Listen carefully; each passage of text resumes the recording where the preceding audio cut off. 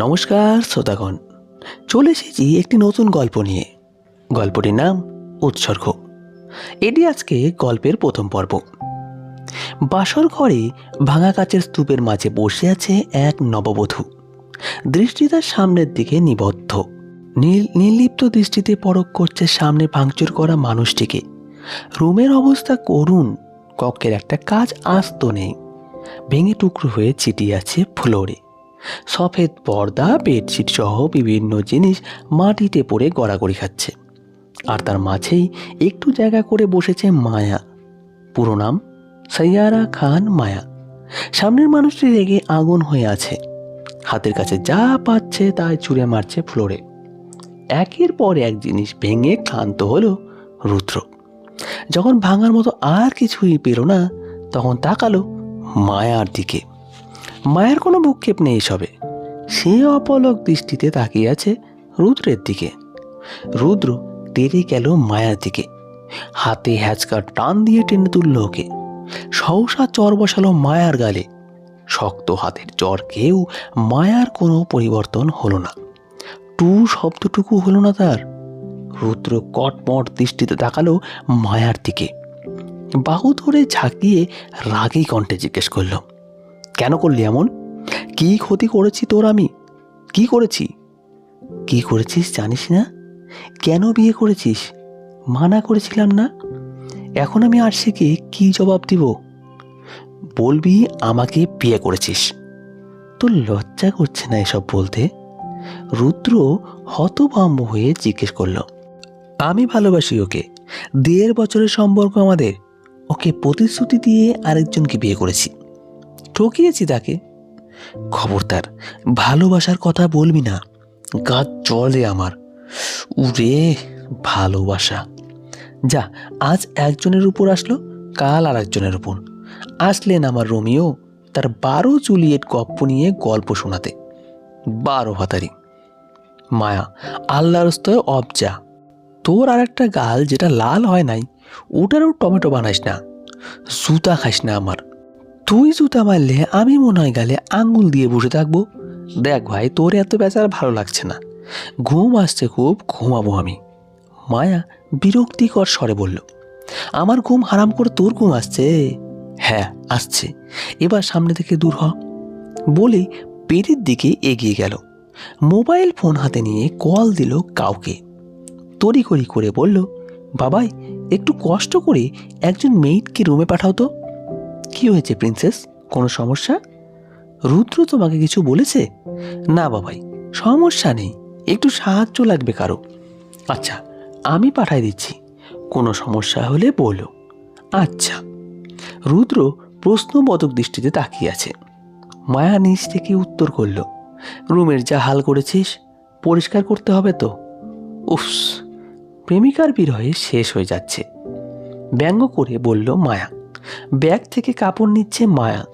রুদ্র ভুরু কুচকে বলল, কি করতেছস? নাচছি, আয় নাচবি আমার সাথে? তোর ব্রেকআপ আর আমাদের বিয়ে সেলিব্রেশন করলে মন্দ হয় না, কি বলিস? বলেই ওয়াশরুমে ঢুকলো। রুদ্র দীর্ঘশ্বাস ফেলে কাউচে বসল। দরজায় নক করছে কেউ অনবরত। রুদ্র বিরক্তিকর শ্বাস ফেলল। বিড়বিড় করে বকতে বকতে গিয়ে দরজা খুলল। দেখল সামনে একজন মেয়ে দাঁড়িয়ে আছে। মায়া ম্যাম ডেকেছে। ভেতরে এসো। সরে দাঁড়ালো রুদ্র। ভেতরে এসে চক্ষু ছানা পড়া হলো তার। রুমের অবস্থা বেহাল। একজনে পরিষ্কার করতে পুরো রাত লেগে যাবে। সবকিছু সুন্দরভাবে গোছানোর জন্য আর একজনের সাহায্য দরকার। স্যার আপনি কি বাইরে যাবেন? না, তুমি পরিষ্কার করো, আমি ব্যালকনিতে যাচ্ছি। দীর্ঘক্ষণ শাওয়ার নেওয়ার পর বের হলো মায়া। মেয়ের ততক্ষণে সব গুছিয়ে চলে গেছে। রুদ্র রুমের কোথাও নেই। মায়া বেলকনিতে গিয়ে দেখল রুদ্র উদার দৃষ্টিতে তাকিয়ে আছে আকাশের দিকে। মায়া মায়াময় দৃষ্টিতে তাকালো সামনে স্নিগ্ধ শ্যাম মানুষটির দিকে। মাথায় দুষ্টুমি ভর করলো তাৎক্ষণিক। রুদ্রকে জ্বালিয়ে বিরক্তি করার মতো শান্তি আর কিচ্ছুতে নেই। পেছন থেকে জাপটে জড়িয়ে ধরল মায়া। গাল ঠেকিয়ে দিল রুদ্রর পিঠে। রুদ্র হক চকিয়ে গেল। পেছনের মানুষটিকে বুঝতে পেরে ছাড়ানোর চেষ্টা করল। মায়া ছাড়ল না, শক্ত করে জড়িয়ে ধরে আছে রুদ্রকে। রুদ্র ঝাড়া মেরে সরালো মায়াকে। চিবিয়ে চিবিয়ে বলল, তোর সাহস কি করে হলো আমাকে জড়িয়ে ধরার? নিজের জামাইকে জড়িয়ে ধরতে সাহসের কি প্রয়োজন? আমি তোকে বউ বলে মানি না। তুই মান বা না মান, 3 কবুল বলে আল্লাহকে সাক্ষী রেখে আমাদের বিয়ে হয়েছে, এর মানে তুই আমার স্বামী। বাঁকা এসে বলল মায়া। 2 হাত জোর করার ভঙ্গি করল রুদ্র। অতিষ্ঠ হয়ে বলল, মাপ চাই ভাই, বল এখন তোর স্বামী হওয়ার সুবাদে কি করতে হবে আমাকে? আজ আমাদের বিয়ের ফার্স্ট নাইট রুদ্র, কি করতে হবে বোঝো না তুমি? সুজি খাও। ঠোঁট গোল করে বলল মায়া। অসম্ভব দৃষ্টিতে তাকিয়ে থাকলো রুদ্র। দাঁতে দাঁত চেপে বলল, এত নির্লজ্জ তুই? আহারে, আসছে আমার লজ্জাবান রে। 12 জায়গায় মুখ মেরে এসে সে আমার লজ্জায় শেখায়। আর ওটা থাপ্পড় দিতে চাচ্ছি না তোকে, দিয়ে দেখ তোর হাতের কি অবস্থা করি আমি। চোখ টিপল মায়া। রুদ্র নাক কুচকে বলল, তুই একটা অশ্লীল, খারাপ ইঙ্গিত দিস। হারামে অভ্যস্ত হতে হতে হালালে পোষাবে না, এইটাই স্বাভাবিক। বউয়ের ইঙ্গিত অশ্লীল মনে হবে তখন। তোর না ঘুম পাচ্ছিল? প্লিজ যা ভাই। তোর কথা এগুলো শুনতে ঘিন লাগছে আমার। বিরক্ত করছিস কেন? তোকে লাগবে ঘুমানোর জন্য। নাটক পাইছস? নাটক না, অনেক দিনের ইচ্ছে ছিল জামাইয়ের বুকে মাথা রেখে ঘুমাবো। তোর কোনো ইচ্ছা পূরণ করতে পারবো না আমি। ওকে, তাহলে আমি বাবাইকে কল করে বলছি যে তুই আমাকে মেরেছিস। কখন মারলাম তোকে আমি? ওই হারামি, ভুলে গেছিস নাকি? গালে এখনো টনটন ব্যথা আমার। একদম ভালো হয়েছে। দেখ, তুই বাবাকে কল দিবি না। আচ্ছা দিব না, চল আমার সাথে। অগত্যা রুদ্র গেল মায়ার সাথে। নয়তো দেখা গেল সত্যিই কল দিয়ে শুধু ওর বাবা না, পুরো গোষ্ঠীকে নিয়ে আসলো। কক্ষে যেতেই পাকা হাসলো মায়া। বেডের দিকে তাকিয়ে কোনা চোখে তাকালো রুদ্রর দিকে। বলল, ফুলে সাজানো হলে মন্দ হতো না। বাসর বাসর ফিল আসছে না, কি করা যায় বলতো বাড়ি? রুদ্র গভীর দৃষ্টিতে তাকালো ওর দিকে। মনে মনে নির্লজ্জ বলে গালি দিল কয়েকটা। পিছিয়ে গিয়ে ডয়ার খুলে লাইটার নিল হাতে। মিষ্টি হেসে বলল, ফুলের বদলে কয়লা থাকলে আরও বেশি ভালো হয়। বলেই বিছানায় ছুঁড়ে মারল লাইটার। মুহূর্তেই দাউদাই করে আগুন জ্বলতে শুরু করলো। মায়া শান্ত দৃষ্টিতে তাকালো সেদিকে। রুদ্র ওর দিকে ঘাড় বাঁকিয়ে তাকিয়ে বলল, তোর সংসার এই আগুনে সজ্জিত বিছানার মতোই হবে। প্রতিনিয়ত জ্বলিয়ে পুড়ে অঙ্গার হবি, ছাইটুকুও বাঁচবে না মায়ু। ছলনার পরিণাম খুব বিশ্রীভাবে দিতে হবে। আমার সাথে সুখের সংসারের আশা ছেড়ে দে। Welcome to health sweetheart. Best friend হিসাবে আমার কিছু দায়িত্ব আছে তো নাকি? নিশ্চুপ ওয়াশরুমে গিয়ে 1 বালতি পানি নিয়ে এলো মায়া। আক্রোশে পানিটুকু ছুঁড়ে মারল বিছানার উপর। বালতি রেখে এসে দেখল রুদ্র কাউচের উপর শোয়ার প্রস্তুতি নিচ্ছে। মায়া তপ্ত স্বরে চিল্লিয়ে বলল, আমি কোথায় শুব? বিছানা তো জ্বালিয়ে দিয়েছি জানোয়ার। It's not my responsibility. তুই কোথায় শুবি সেটা আমার ভাবার বিষয় না। দেখ, তুই যদি মনে করে থাকিস তোর কথায় আমি ফ্যাচ ফ্যাচ করে কাঁদবো, বাংলা সিনেমার নায়িকা শাবানার মতো সব কথা শুনবো, তোর কথায় নিচে শোবো, তাহলে তুই বল ভাবতেছস। শান্ত স্বরে বলল মায়া। আমি কখন বললাম তুই যে নায়িকা শাবানা?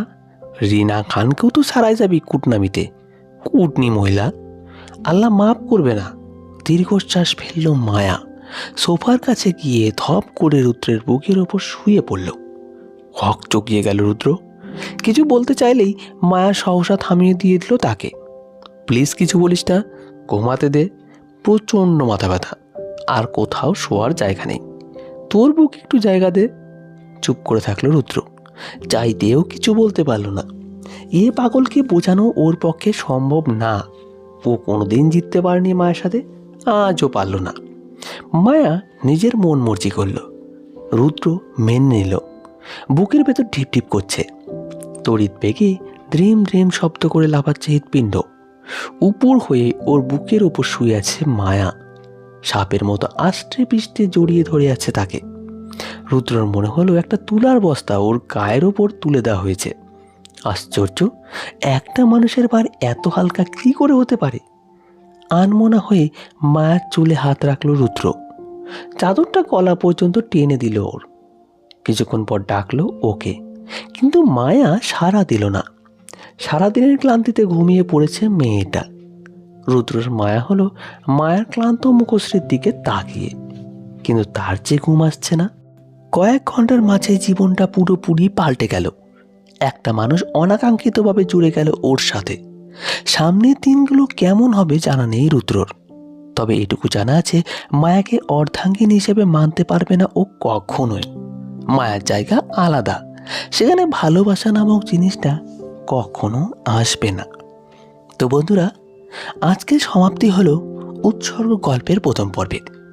দ্বিতীয় গল্প জানতে হলে আমাদের চ্যানেলটিকে সাবস্ক্রাইব করে রাখবেন। ধন্যবাদ সকলকে। ভালো থাকবেন, সুস্থ